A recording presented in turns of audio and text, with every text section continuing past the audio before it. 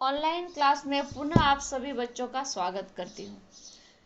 पिछले 2 क्लास में हम लोग संसाधन देख चुके हैं और संसाधन में हम लोग संसाधन का वर्गीकरण देख रहे हैं। संसाधन का वर्गीकरण में हम लोग 2 वर्गीकरण देख चुके थे और आज हम लोग तीसरा और चौथा 2 वर्गीकरण देखेंगे। तीसरा है स्वामित्व के आधार पर और चौथा है विकास के स्तर के आधार पर। तो चलिए हम लोग स्टार्ट करते हैं, ये दोनों हम लोग देखेंगे। स्वामित्व के आधार पर, स्वामित्व के आधार पर संसाधन को 4 भागों में बांटा गया है।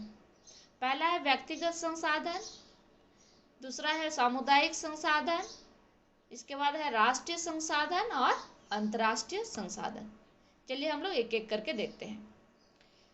व्यक्तिगत संसाधन, व्यक्तिगत संसाधन के अंतर्गत वैसे संसाधन को रखा गया है जिसका एक व्यक्ति या एक परिवार के लोग मालिक होते हैं। ठीक है, इसके अंतर्गत वैसे संसाधन को रखा गया है जिसका मालिक एक व्यक्ति है या पूरे परिवार के लोग। वैसे संसाधन के अंतर्गत वो सब संसाधन आएगा जैसे हो गया कुआं, तालाब, भूमि, घर। ये सब का मालिक एक भी हो सकता है। ठीक है, घर का मालिक तो सबको पता है कि एक ही होता है। अधिकतर कुआं वो भी पर्सनल ही होता है ना। भूमि जैसे खेत वगैरह ये सब भी किसी एक व्यक्ति का या एक परिवार के लोगों का होता है। तालाब भी बहुत जगह पर्सनल होता है। तो जो संसाधन किसी व्यक्ति का या पूरे परिवार के लोगों का हो उसको व्यक्तिगत संसाधन के अंतर्गत रखा जाता है। दूसरा है सामुदायिक संसाधन। सामुदायिक संसाधन के अंतर्गत वैसे संसाधन को रखा गया है जो किसी व्यक्ति या परिवार के लोगों का न होकर पूरे समुदाय के लोगों का हो, उसको सामुदायिक संसाधन कहा जाता है। इसके अंतर्गत भी आएगा तालाब भी आएगा, कुआं भी आएगा और जैसे और गांव सब में जैसे बहुत सारा सामुदायिक भवन होता है ना, विद्यालय, पंचायत भवन, ये सब जिसमें मतलब पूरे समुदाय के लोग, पूरे गांव के लोगों का या पूरे टोला के मोहल्ले के लोगों का जिसमें अधिकार हो उसको सामुदायिक संसाधन कहा जाता है। आगे है राष्ट्रीय संसाधन। राष्ट्रीय संसाधन के अंतर्गत वैसे संसाधन को रखा गया है जो राष्ट्र के अंदर मतलब देश के सीमा के अंदर जो भी संसाधन हो वो राष्ट्रीय का संसाधन कहलाता है, राष्ट्रीय संसाधन कहलाता है। ठीक है, जैसे हो गया खनिज पदार्थ, जल संसाधन, वन, वन्य जीव, ये सब राष्ट्रीय संसाधन के अंतर्गत आता है। और यदि किसी का जमीन, किसी पर्सनल व्यक्ति का जमीन यदि रेल लाइन बनाने में,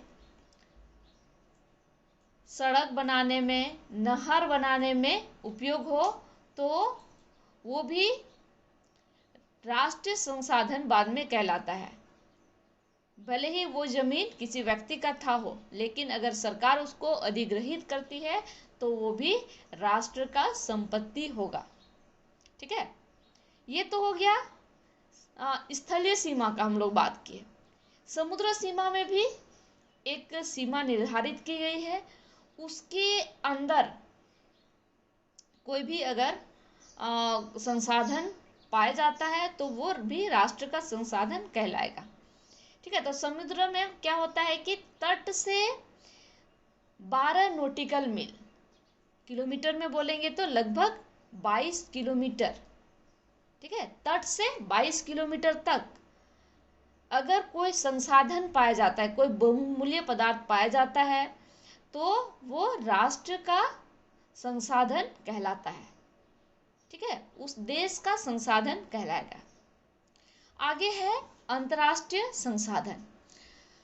अंतर्राष्ट्रीय संसाधन के अंतर्गत वैसे संसाधन को रखा गया है जो देश से बाहर, मतलब जो देश का सीमा है उससे बाहर जो भी संसाधन पाया जाता है वो अंतर्राष्ट्रीय संसाधन के अंतर्गत आएगा। जैसे राष्ट्र का संसाधन में हम लोग देश का अंदर देखे थे ना, और समुद्र में भी एक निश्चित दूरी तक था, उसके अंदर अगर पाया जाता था तो वो राष्ट्र का संसाधन। लेकिन अंतर्राष्ट्रीय में होगा कि उसके लिए भी एक माप है, और उससे बाहर जो भी संसाधन मिलेगा वो अंतर्राष्ट्रीय संसाधन कहलाएगा, किसी देश विशेष का वो संसाधन नहीं हो सकता है। तो समुद्र में इसके लिए माप है 200 नॉटिकल मील। ठीक, समुद्र में 200 नॉटिकल मील तक जो भी संसाधन पाया जाएगा वो अंतर्राष्ट्रीय संसाधन कहलाएगा, और उस संसाधन पर हक किसी देश का नहीं होता है। इसमें बहुत सारे अंतर्राष्ट्रीय जो संस्थाएं हैं वो लोग इस पे विचार विमर्श करते हैं कि उस संसाधन का उपयोग कैसे किया जाए। ठीक है, तो ये हम लोग देख रहे थे स्वामित्व के आधार पे, और उसमें हम लोग चार्ट वो देख लिए। अब हम लोग आगे बढ़ते हैं, तो आगे देखेंगे विकास के स्तर के आधार पर। विकास के स्तर के आधार पर भी संसाधन को 4 भाग में बांटा गया है। ठीक है, पहला है संभावित संसाधन, दूसरा है विकसित संसाधन, तीसरा है भंडार संसाधन, और चौथा है संचित कोष संसाधन। ये संसाधन में आप लोग को बहुत जगह ऐसे लगेगा कि एक ही जैसे लगेगा, लेकिन कुछ कुछ अंतर है। ठीक है, तो चलिए हम लोग शुरू करते हैं संभावित संसाधन।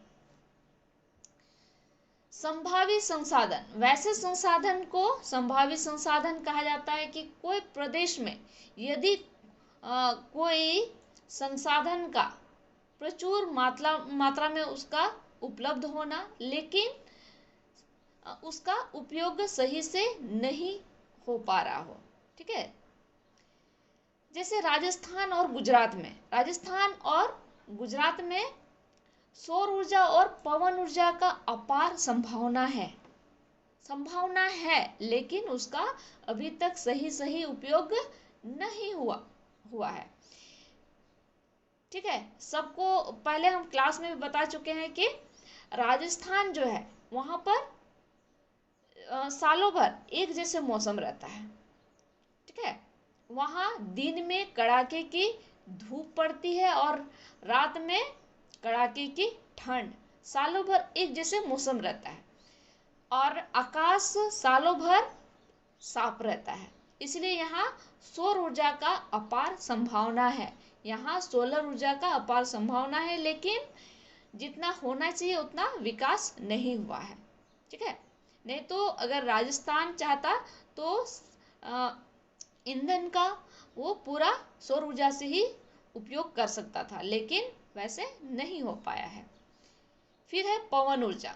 पवन ऊर्जा भी राजस्थान और गुजरात में इसका संभावना ज़्यादा है, क्योंकि राजस्थान में पेड़ पौधा नहीं के बराबर है, बहुत कम है, इसलिए वहाँ हवा एकदम दिन भर धूल भरी आंधी चलती है। ठीक है, तो ये जो हवा है उससे पवन ऊर्जा प्राप्त किया जा सकता है ना, पवन चक्की लगा करके उससे पवन ऊर्जा प्राप्त किया जा सकता है, लेकिन अभी तक ऐसे उतना ज़्यादा नहीं हो पाया है।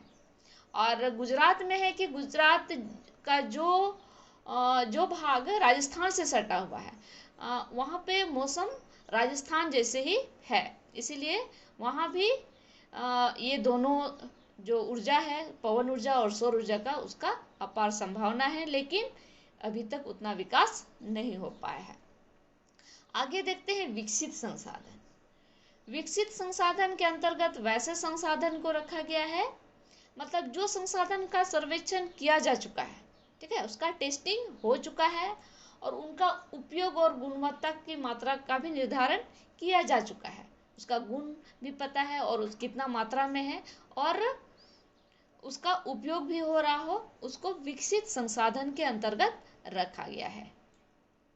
ठीक है, आगे देखते हैं भंडार संसाधन। भंडार संसाधन के अंतर्गत भी वैसे संसाधन को रखा गया है, मतलब कि जिसका भंडारण हो, जो संसाधन पृथ्वी में प्रचुर मात्रा में उपलब्ध है। ठीक है, तो जैसे जल जो है पृथ्वी में प्रचुर मात्रा में, सबको पता है कि पृथ्वी का 3/4 भाग में क्या है, जल है। इसलिए अंतरिक्ष से जो पृथ्वी है कैसे दिखता है, तो नीला दिखता है, जल की अधिकता के कारण। तो इस जल का हम लोग को अधिक से अधिक उपयोग करना चाहिए, लेकिन इसका भी भंडार तो है, लेकिन जैसे उसका उपयोग होना चाहिए हम लोग नहीं कर पाए हैं। आगे है संचित कोश संसाधन। ये भी आपको थोड़ा भंडारण जैसे ही लगेगा, क्योंकि ये भी थोड़ा उसी जैसे है। वैसे संसाधन जो पृथ्वी पर प्रचुर मात्रा में उपलब्ध है, लेकिन तकनीकी अभाव के कारण उसका सही उपयोग नहीं हो पाया है। तो इसमें भी वन और जल है। वन भी पृथ्वी में बहुत बड़ा क्षेत्र में वन है, लेकिन वन का जिस तरह से हम लोग को उपयोग करना चाहिए वो हम लोग नहीं कर पा रहे हैं। और जल का भी, जल इससे पहले वाला भंडारण में हम आप लोग को बताए कि जल भी इस पृथ्वी में बहुत ज़्यादा है, लेकिन उस जल को हम लोग कैसे उपयोग करें, अधिक से अधिक जल से ही हम लोग कुछ जैसे जल विद्युत हो गया ना, और मतलब उसी तरह से जल का हम लोग ज़्यादा से ज़्यादा उपयोग कर सके, लेकिन उस तरह से हम लोग उपयोग नहीं कर पाए हैं, क्योंकि हम लोग के पास तकनीकी ज्ञान का अभाव है। पिछले वीडियो में संसाधन के वर्गीकरण का 2 हम लोग देख चुके थे, उत्पत्ति के आधार पर और समाप्यता के आधार पर। और आज हम लोग उसी का आगे देखें, स्वामित्व के आधार पर और विकास के स्तर के आधार पर। तो जो संसाधन का वर्गीकरण है वो समाप्त हो चुका है, आप लोग इसको अच्छा से देख लीजिएगा। और आज के वीडियो संबंधी जो भी PDF है वो हम नीचे दे दिए हैं, नीचे डिस्क्रिप्शन बॉक्स में जा कर के डाउनलोड कर लीजिए, और इसका क्या बोलते हैं, इसका लिंक जो है वहाँ पे दिया हुआ है। और संसाधन के वर्गीकरण का वीडियो यही समाप्त होता है। धन्यवाद।